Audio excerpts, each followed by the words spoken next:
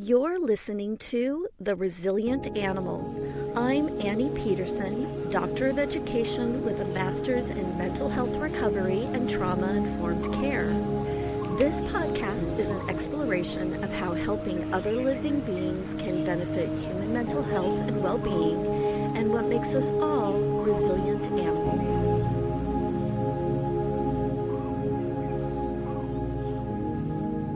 Welcome everybody to this episode of The Resilient Animal. Today I have Kate LaSala, who is visiting us with Rescued by Training. So thank you so much, Kate. I really appreciate you being here today. Thanks. I'm happy to be here. Kate, I was hoping that you could talk to us a little bit about your background, what led you to where you are, and I have more questions too. So we'll just go ahead and start with that. Great. I am a professional dog trainer and certified behavior consultant. Primarily, I focus on fear, aggression, and separation anxiety. But I have, for the last 15 years, shared my life with two senior dogs. We had Mr. Barbo and Boo Boo. We lost Barbo when he was 13 in 2022. And we lost Boo Boo, who was my heart and soul, in April of this year, so just about 9 months ago. And she passed away one day after her 15 and a half birthday. So after we lost Barbo, I was grieving, and I had learned about the end of life pet companion doula program, and I thought that was something that could help me sort of navigate my own grief and in a way sort of try to prepare me for losing Boo Boo, because I knew that that would eventually happen. But also in my behavior consultant work, because I focus on fear and aggression, I have a certain subset of clients that have to deal with behavioral euthanasia or rehoming or surrendering. And I have had clients come to me for guidance on those things, and I felt like I didn't quite have the tools in my toolbox that I needed for that. And because I've been in business for a decade now, I have dogs sort of aging out. And when you work with fear and aggression clients, you really become sort of part of that family because we worked together for so long. So I would have clients coming back to me. Maybe I helped them when their dog was 3 or 4 or 5, and now they're navigating end of life, and they're returning to me saying, you know, we trust you. We worked with you for so long. You know our dog. Can you help us sort of suss out quality of life? And so the end of life doula program really helped give me those tools in that toolbox. Yeah. I was looking at some of the pets that you have on your website, and just some of the really diverse backgrounds they came from. I think there was a dog that had come from a meat market. Okay, yeah. And then another dog that lived in a I have a really hard time with this word, rural environment, who was living in New York. And, you know, and people move, and quite often they need to relinquish an animal because of space. But, you know, many families don't want to do that, and they need to consider what their animal is going to be able to deal with in the environment. So how do you what's your technique in terms of working with different types of situations with pets?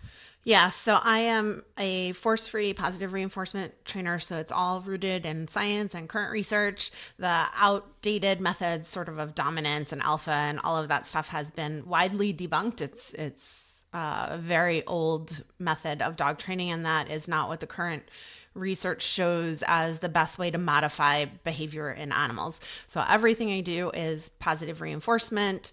But, you know, the dogs you're talking about, like, that come from rural backgrounds and then get plopped in New York City, there's a lot of transport that happens across the country and even internationally, moving dogs to places where they're going to have a better chance of being adopted. So often we get dogs who get transported from rural down south, Georgia, South Carolina, North Carolina, you know, that sort of area, Texas, that sort of area of the country, and they get moved up north to the Northeast typically.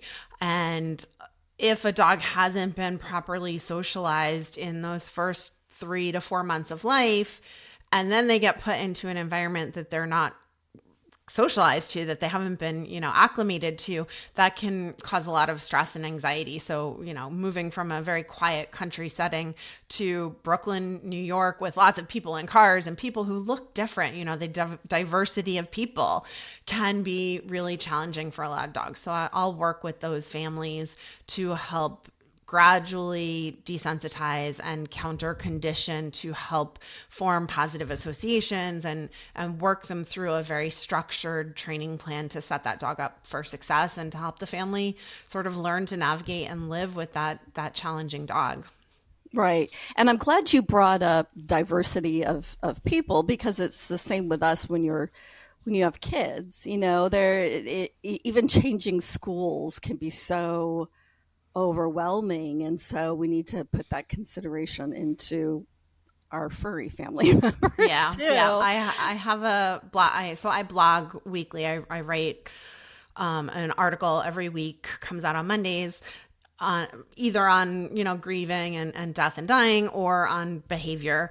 And one of the blog posts I have is, "Your dog is not a racist," because I get a lot of people who sort of whisper when they come to my session, like, "I think my dog's a little bit of a racist." And I say, no, it's just lack of socialization. In those first formative 3 months of life, they didn't get enough socialization to diversity of people. So people who look different than you are scary to that dog. And we can work on that. It's not an inherent, just like with people, racism is a learned right. thing. It's not something that we're born with, and dogs are the same. They're not born disliking a certain race. It's just lack of socialization. Yeah. It's a different type of environment. So can you just talk a little bit about why you want to work with animals and what made you choose this path? It's just so interesting to me how varied everybody's experiences are in terms of where they end up. Yeah. So I've, like many people, have always been sort of an animal lover growing up as a kid. I became a vegetarian at a very early age, and I got involved in rescue and sheltering now for over 3 decades. I'm aging myself a little bit, in various, transporting animals, volunteering at rescues. We're a big foster family. We currently have our 63rd foster with us now for the holidays. And so just sort of ingrained in that, when I lived in New Jersey a few years ago, the Humane Society of the U.S. was doing sort of a town by town program to go to all the town halls and try to get that specific town to not allow puppy mill stores in the town. So I would go to town council meetings as a behavior professional and speak about, why puppy mill dogs are problematic and the behavioral issues that they potentially pose and the health issues. And so I would kind of go around and talk about, not allowing puppy mill dogs to be sold in certain towns. So I've really been ingrained in lots of different aspects of rescue and sheltering. I was a shelter trainer in New York City for several years, just sort of a general rescue advocate, and we had a previous dog, Bandit, who passed away. I was not a trainer at the time. He was very aggressive. He had bitten 7 people. I didn't know what I was doing because I was a 20-something-year-old kid. And then we adopted Mr. Barbo, and Barbo was the complete opposite. He was social. He was friendly. We could take him anywhere. And then one day, in my sort of back in the day, early Facebook days, people would share lots of dogs and sort of cross-post these dogs. And I came across a post of a dog that looked exactly like Barbo, but it was a girl, and she was much smaller. And that was Boo Boo. And I sort of fell in love. And she came sort of from this rescuer situation, but the woman ended up having 54 dogs on the property, and they all needed to be rescued. And so the rescue that we had gotten Barbo from graciously agreed to take 11 of those dogs, 11 of the 54, including Boo Boo's entire litter. And when she came to us, she was very fearful. She had not been well socialized. And that was my indication that I needed to learn how to train a fearful dog. And she is the entire reason I became a trainer. I got into this because I needed to learn better ways of helping her. Yeah. And so she was sort of semi-feral when she came to us. She had lived outside her entire life. And after about a year and a half, she got certified as a therapy dog. Her and I were a therapy dog team, and she just had this beautiful, amazing transformation and, is entirely responsible for where I am now. She really changed the trajectory of our lives. Yeah. And so my training work is really her legacy, because I wouldn't have, gotten here without her. And so the, 2,800 plus dogs that I have helped, with their families is to her credit. Isn't it interesting how we meet an animal? I mean, and sometimes it can be groups of animals, but we meet an animal and it's like the light bulb, goes Mm-hmm. off like, oh, this is the direction I need to go and this is what I Yep. need to do. And it's so interesting. Yeah. So I know you do a lot of things in your business. One of the things we had when we talked earlier on the phone was that the majority of your training is virtual and or online, and you had started doing that actually before COVID. A lot of Mm-hmm. people did do that after COVID, but how does that work when you're working Yep. with new families? Yeah, so all of my training is done through Zoom, and you're right, I started that before COVID, and part of that is just because of the dogs that I'm working with. I'm working with these fearful and aggressive dogs. Often having a stranger come into their home is a trigger and will make them anxious. So I initially started doing my consult with people virtually. And then if we got to the point where we felt like in-person sessions were needed, I would do that before COVID. But my virtual sessions are amazing and people love them, and I'm able to work with people all over the world. And because professional licensure is not required in the United States to be a dog trainer, there's a lot of really bad actors out there using things like prong and shock collars to try to modify dog behavior. And so a lot of areas may not have someone qualified to work with complex cases like fear and aggression. So being able to offer services remotely anywhere in the world allows people in really remote areas to have access to a qualified professional like me. So I'm able to help more people, not just where I live, but really all over. And that's been really amazing to sort of have clients in, different countries and different parts of the country. And it's just been really wonderful to be able to help people in those situations that may not otherwise have other options. Right. I mean, when we talked earlier and you said that very thing where you're working with dogs that have fear and aggression, and if a dog in his environment is already fearful and then you introduce something new like a Mm-hmm. person into that environment, it's not going to make it better. And even I've been working with animals for a really long time. I was like, oh yeah, of course, Yeah. that's Yep. not going to make things better for that dog.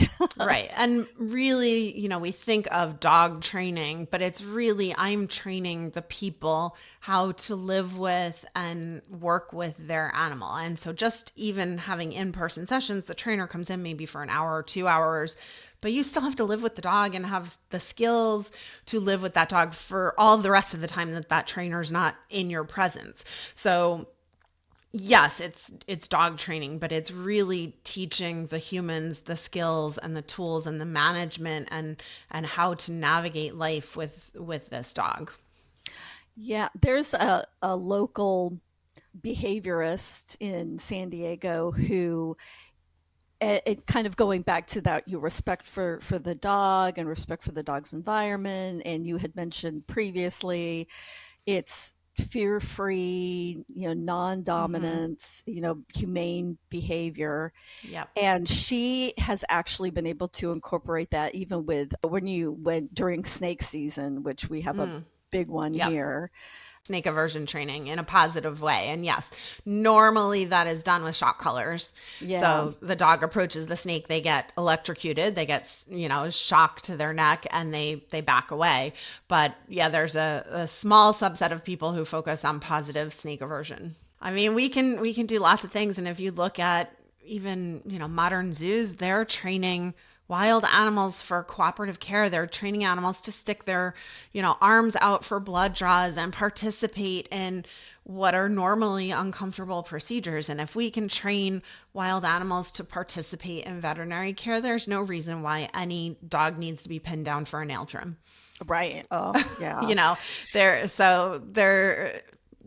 The science of animal learning and training animals has really come a long way, but unfortunately there's still a lot of people, and even actually a lot of vets, who are in that old mentality of, we got to get it done. We're going to just pin this dog down and clip his nails, even if he doesn't want those nails trimmed. We can train a dog to offer their paw. I trained both of our dogs to lay on their side in what we call lateral recumbency. So they're prone on their side and they offer their paw for nail filing or clipping.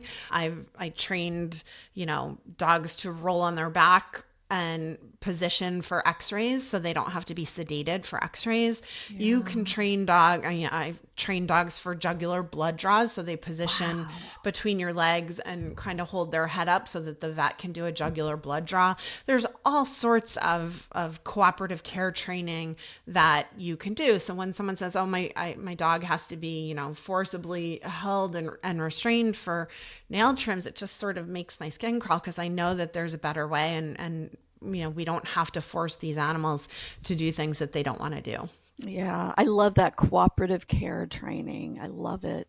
That's what we even do with our bird, because trying to completely wrap a bird up in a towel is just so just traumatic for him. It's traumatic for us. And so one of the things that he loves to do, because he's an African gray parrot, he comes from an area of the rainforest, so he'll stand, we'll turn on the shower, make a little rainforest for him. Yeah.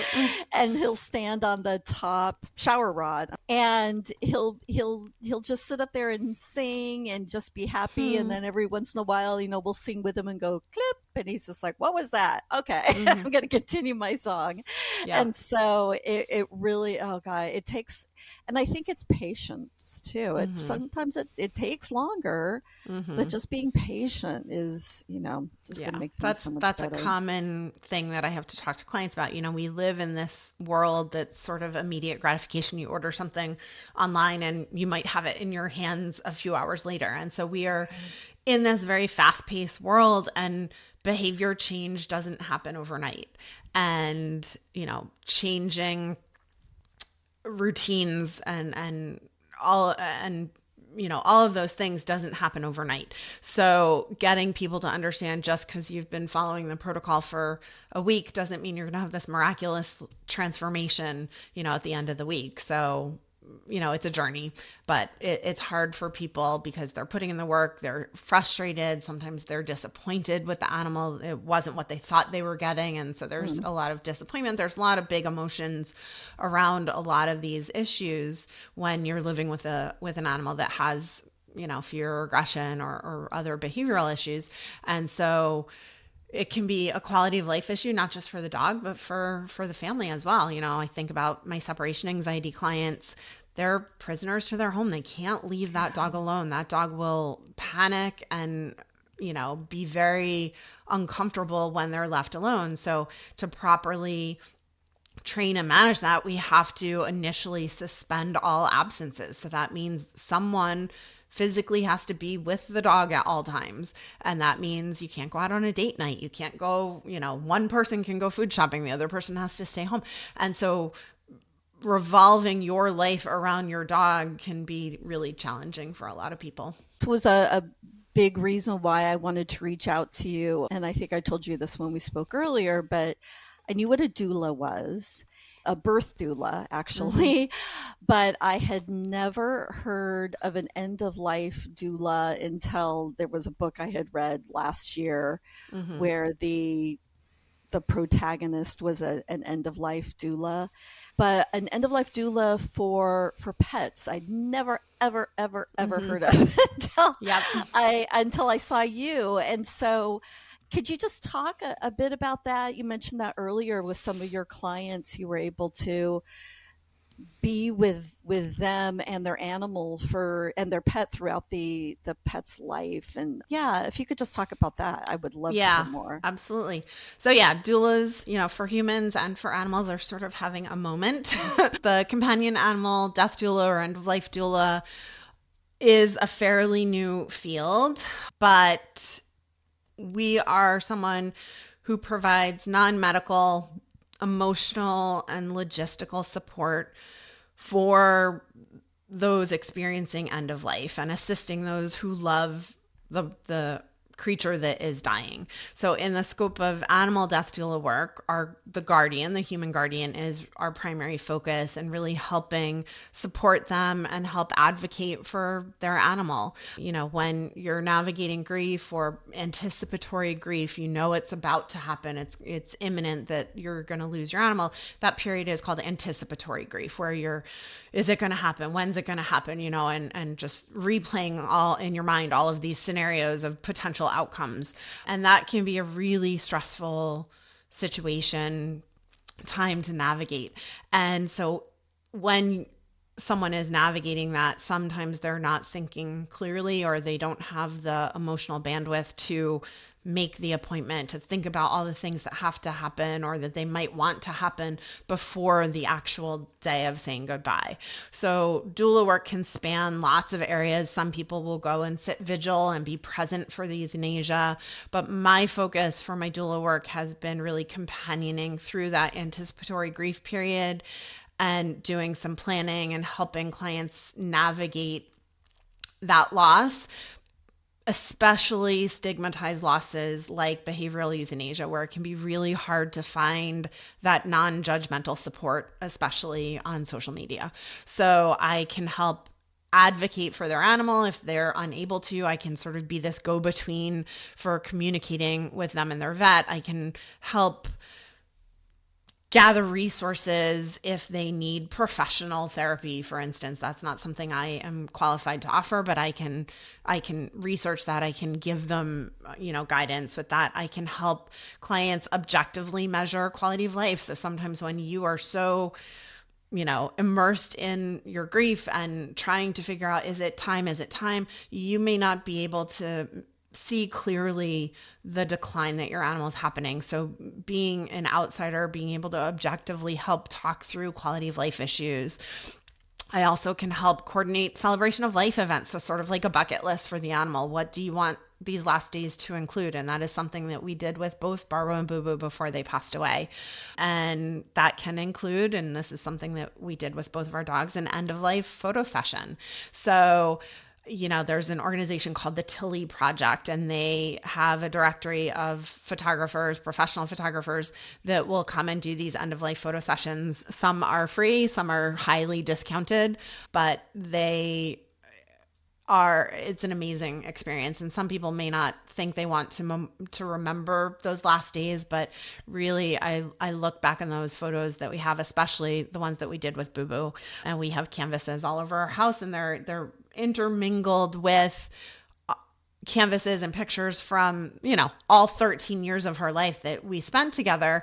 And it's just nice to sort of see that whole arc. But, knowing that we gave both of the dogs a beautiful end, it's sort of making it the best worst day of your life. And so making it as peaceful and beautiful as possible, I think, is really important. So sometimes people may not have that bandwidth to think about what they want to do in those last days or on that actual last day. So we knew that with Boo Boo, we wanted to do nose prints, but that meant ordering the ink kit, several days before so that we had it on the day of. And so those are things I can help talk people through, fur clippings, nose prints, paw prints, anything like that. I wanted to get there's a couple Etsy artists that do really amazing, beautiful work. And one of them, Felt's heart, made out of the dog's fur. So that's with her undercoat. So I had to make sure that we had enough undercoat fur to be able to send off to get that done. Those are just things that people you don't think about that. It's, you can only think as far as for for many people, you can only think as far as I'm not going to have him or her in my life anymore. Right. Yeah. You And get then tunnel vision. right, and then later on it's, oh, I shoulda. But, I talk about ways to memorialize. How do we want to do vigil? So I had the felted heart made from her fur, and then I also found someone, and this is something I had actually done with Bandit many, many years ago when he passed away. He was our first dog as an adult. So I was attached to him just because he was my first, right? Even though he was a very difficult dog to live with. But I had a cremation ring made from his ashes. And so that's actually something that I also did with Barbo and Boo Boo. The orange stones are Barbo and the diamond stones are Boo Boo. And so this artist, she has a studio out in Las Vegas, and you send her the ashes, like a tablespoon of ashes. She doesn't need very much. And then she puts them in the ring, which is all sorts of different pieces, necklaces, rings, all sorts of things, pendants. And so cremation jewelry is a whole industry that people may not even really know exists. And that for me is a way to keep them close to me. They're on my body every day. And it's just a way to keep them close to me. So talking about those, things of what you may want to do, helping that person sort of think about, yes, let's do fur clippings, let's do this, let's do that, and then doing the logistical planning for them because they're probably not able to do that. All sorts of services that I can offer. It really kind of varies client to client just based on sort of what they need specifically, what areas that they need help with. But for some people, it's just having a non-judgmental sounding board of someone who understands that grief, and especially those clients who are navigating something like behavioral euthanasia. Yeah, you mentioned social media. I mean, it can be, and we've talked about this on other episodes too. It can be a blessing. It can be a curse, and especially, when you mentioned that, just how everybody is. Everybody's an expert in politics. Everybody's an expert. Exactly. And then when you're working with somebody who is needing to euthanize because of behavior, do you mind touching on that a little bit? Just quality of life with behavior and how it does impact the entire family. Yeah, absolutely. So, much like I think human medicine, if someone has a mental health issue, it's not typically given the same weight or gravity as a physical ailment. So someone who is struggling with bipolar or schizophrenia may not be given the same understanding as someone who's struggling with cancer. And the same I find is true if you say, oh, I euthanized my dog because he had a tumor. Oh, I'm so sorry. But if you say, I euthanized my dog because he was aggressive towards people and he had bitten, 7 people and we didn't feel safe having him, people say, well, did you try training? Did you try medication? Did you do this? And everyone has an opinion about that. And living with a dog like that, people can do training and medication and all the right things and still decide this dog is too difficult or too dangerous. Maybe they're a public safety risk. Maybe you think, oh, I can just keep him in my house. But fences get left open, doors get left open, things happen, and we can't always control that environment. And fear comes from typically 5 different ways in dogs, and we can't control all of those things. So fear can come from genetics. Fear can come from maternal fear. So if the dog's mother was fearful when she was pregnant with those puppies, that can be passed to the puppies. It can come from lack of socialization. It can come from bad experiences, especially when they're really young. So if we're getting dogs that are, more than 12 weeks of age, a lot of that potential damage is already done. And we can try to do some good training to help sort of reverse that to a certain degree, but we can't save them all, despite, the mantras out there of save them all. Sometimes saving them all is really, in my opinion, not the best thing, because if they're living, in such a life that they are not able to be a dog. They're not able to socialize with their own species. They're not able to go outside and sniff and explore. They're not able to just have a happy life. And we're essentially warehousing these dogs just to keep them alive. Right. That's a quality of life issue. Right. And then when you have a family involved, then that family is hostage to that dog and afraid of that dog. I've had so many clients come to me and say, I'm afraid of the dog that is living in my house. And you should never, ever be afraid of the animal that you have in your life, that you're sharing your life with. And so sometimes the most humane thing is to humanely euthanize this animal. Right. And so helping people navigate that and come to that decision, that's not for me to say. They have to come to that decision along with their vet, but I can help sort of guide those discussions and be a safe space for them to talk through that. Right. Yeah, I've seen some dogs that because of behavior, they are so medicated. And you mentioned this, just a moment ago. They're so medicated, they're not a dog. They're just in a... Yeah, they're zombies. They're zombies. And that's no life. Yes, It makes it easier for the family because the dog's just, there. But there's no interaction. There's no, you're not going out on the walks. You're not doing that, those things. Yeah. And medication very often is part of the solution when we're working with difficult dogs. It is definitely one of the things that, we incorporate into training. So the right medication at the right dose should not make an animal like a zombie. It should lower their threshold, lower their level of anxiety so that they are more receptive to learning things and more receptive to training, and that our training is more effective and efficient. But if you are just medicating to try to achieve that sort of sedation state, that's not a quality of life. Nobody should live like that, and nobody should live in this perpetual state of anxiety day in and day out. That's not a healthy state for any creature, human, dog, I don't care what species, to live in. So if we have a dog who's struggling with navigating normal life and every day is a struggle, that dog needs relief. And if we can't get that relief through training and medication, then we have to look at other options. Yeah, I agree. I wholeheartedly agree. Any human who's had an anxiety attack knows what that feels like. And then just to imagine being in that state constantly all the time. Exactly. It's not good. So one of the things that we had talked about previously too was a class that I was teaching at a local community college, and it was just incorporating animals into the classroom. And again, not something I completely agree with, but if teachers are going to do it, then I wanted to make sure that they were doing it correctly.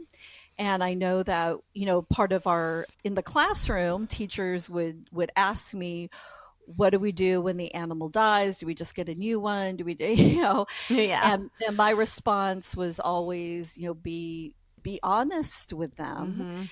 And so as an end of life doula, what would you do in terms of having the family's children be part of that decision? Yeah, that's a great question. That's something I navigate a lot with my families with kids. And, often the death of a pet is the first death a child will experience. So, depending on the family's belief system, maybe they have talked about death, maybe they haven't.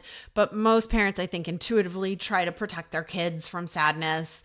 But I really encourage them to be transparent and honest about the animal's decline, to involve kids in an age-appropriate way in discussions or planning, and really giving them the choice if they want to be part of memorials or even be present for the euthanasia. I think giving children a choice is really, really important. Ultimately, parents aren't going to be able to protect kids from death forever. Somewhere in their life, they will encounter it. So I really want to help families with kids see that it's better for them to help their child navigate it than hide it from them. Kids are going to have questions. If the trusted adults don't answer those questions, kids are going to look for answers somewhere else. They're going to go to kids on the playground. They're going to ask a neighbor. They're going to do whatever they need to do to get those answers to those questions. And that information may not be accurate. Maybe it won't align with the family's belief systems. So I really want to include kids as much as possible. And so I try to teach my parents to be a good grief role model. So to show their own feelings, to talk about how much they miss their animal or they will miss their animal, to really help foster an environment of trust that the child can be open with their parents about their feelings, and to cry in front of them, to say, I miss Fluffy too. It's okay to be sad. And involving them in memorials can be really powerful step to healing. So maybe the child wants to write the animal a letter, and maybe we bury that with the animal, or maybe, they plant a tree or a flower garden, or they take some of the ashes and they spread it where they used to walk the dog, but asking the child how they want to be involved and giving them options, and not lying to them, like you said, you don't just go out and get another one, because if we say Fluffy ran away, then that child might actually conjure up worst case scenarios. Is Fluffy hurt? Is he sick? Is he cold? Is he hungry? And that's not true. We know that Fluffy is gone. And it leaves open this possibility that potentially maybe Fluffy will come back. And so that can be very damaging. And then also, I really want parents to avoid euphemisms. So we don't want to say Fluffy went to sleep. We don't want to say we're giving Fluffy special medicine, because then what happens when your child goes to sleep? Do they think they're never going to wake up? If they go to the doctor and they have an infection or they have something wrong and the doctor says, well, we're just going to give you some special medicine to fix this problem, that could really be a terrifying experience. So we want to try to avoid euphemisms, because kids can be very literal, depending on their age, but really modeling good grief and navigating that as a family. And I know it's a difficult thing to do, but that is something that an end-of-life doula can help with as well. Yeah, that's such an important component to that decision, to that, this is a family member. Mm-hmm. And so as a family, you want to make sure that everybody's involved. Everyone is involved. And that's another reason, especially when I have families with kids, that I'm a big proponent whenever possible to do an at-home euthanasia, because it gives the child the ability to sort of opt in or opt out, instead of having to make a decision. Okay, we're going to put the dog in the car and drive to the vet. They're on the spot. They have to make a decision, and they might regret that later. Mm-hmm. But if we do it at home, they can be included. They can sort of peek out the window if you're doing it outside. Maybe they sit on this. But it also gives, at-home euthanasia gives you control over an otherwise situation where you may not feel like you have much control. You're able to, do it in the comfort of your own home. So especially for cats and other animals that may not like car rides or may not like being crated and going places, it reduces that stress, because they're in their comfortable home environment. We did both of our dogs outside in our yard. Boo Boo, we put her big bed out with her blanket. We sprinkled flower petals around it. It was a beautiful setting to say goodbye to her, instead of this sort of sterile, noisy veterinary office. Mm-hmm. So it's just less chaotic. It's private. You don't have to do the sort of grief walk of shame through the waiting room as you're crying because you've said goodbye. And then there's, if you're driving in that state, you're upset, that's potentially dangerous. So at-home euthanasia, can be a little bit more expensive and a little difficult to plan sometimes, because you have to think ahead. But again, that's something that a doula can help you with. For many, many people, it's such a necessary part of life. Mm-hmm. The end of life doula. Whenever we love, we bring these animals into our home and we love them, part of that is saying goodbye. Part of that is, we feel helpless. We feel like we don't have control, but we actually have the ability to relieve their suffering. And it's a gift that, we don't actually offer to humans in that sense, except for in a couple of states. So in this piece of things, animal welfare, typically animals are not very well taken care of, but this aspect of animal welfare, we're actually far and above where we are with humans at this point. Right. So I would love for you to tell our audience how they can contact you, and what's, again, what's so nice is that your services are online. So you don't have to be in Southern California. You don't have to be in the Right. East Coast. You can Yep. utilize Kate's services. Kate, how will people contact you if Yep. they need you? Yep. So my website is rescuedbytraining.com. There is a contact page and contact button on there, so you can get in touch with me through that. I mentioned earlier I write a weekly blog post, and that goes out usually on Mondays. And then I have my weekly newsletter as well. And then I do social media posts throughout the week on that topic.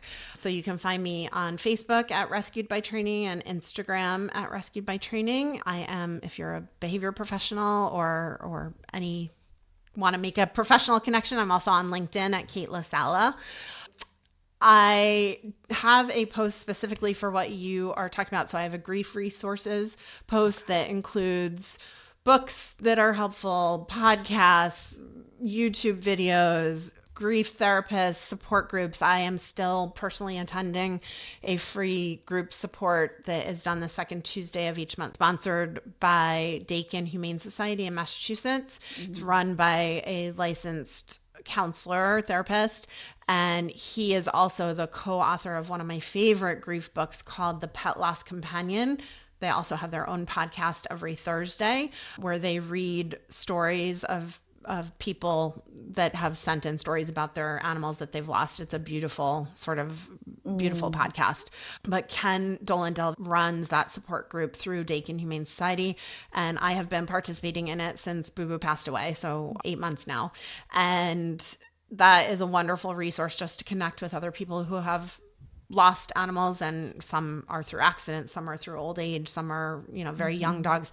And what I like about that group is there's a real mix of people who are freshly in their grief, some people who are like, my dog just died yesterday, and others who have been there for a year or two and are still navigating grief. So it's really helpful to sort of see the trajectory of different people's grief. I, on my blog, have also been chronicling my own grief journey with Boo Boo in 2-month increments. So I just did my 8-month grief post.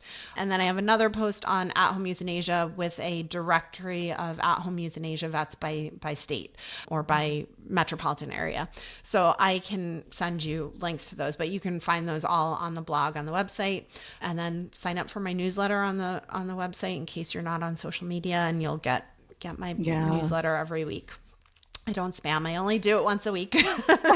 Wonderful resources. So Kate, you do something that I really like. One is that you unplug on the weekends. And I say I'm going to unplug on the weekends, and I don't. But the second one is that if people do send you an email and you are unavailable, it is a very detailed automatic response. And I love it because if you actually read it, yes, that's the question. It actually tells you what you need to do. So you're not, sending Kate an email, 5 p.m. Friday, and then you have to wait 3 days or whatever. You are getting the information that you need. So I really appreciate that. So Kate, is there a good email where you would like people to send you questions, or can they just do that through your website? They can just use the contact form on the website, and they'll get that auto reply, which tells them, all of my services are self-service. So you go to the website, you look at the calendar, you pick your date, you pay for your session. Everything is sort of, you don't need my intervention to make an appointment. So everything is self-scheduled. I have a really extensive about page and FAQ that answers sort of all the common questions. If there's something that isn't on the website and it requires a personal response, you'll get that on Monday. The only exception to that is if you are an end-of-life doula client, I have a special filter for that, so that will push through on my end even on the weekends, because sometimes those sessions are time sensitive. So I don't want doula clients to wait for the weekend to pass. So I will see those doula messages if that's something that you're inquiring about, and I try to get those in within 24 hours if at all possible. Yeah. So all I have to say is read the email and you will have the information you need. So thank you so much, Kate. This was really interesting. It's a completely new topic for me. really interesting to hear you speak, and just you have a lot of experience and a lot of background, and I think it's important information to have. So thank you so much. And for everybody who's listening, again, the information will be in the show notes, and then you can get all those wonderful resources off of the Rescued by Training website as well. So thank you so much, Kate. Really appreciate it. Thanks for having me. It's great to talk about this and let people know that these services are available. All right. Absolutely. Okay. Thank you. All right. Bye-bye. Bye.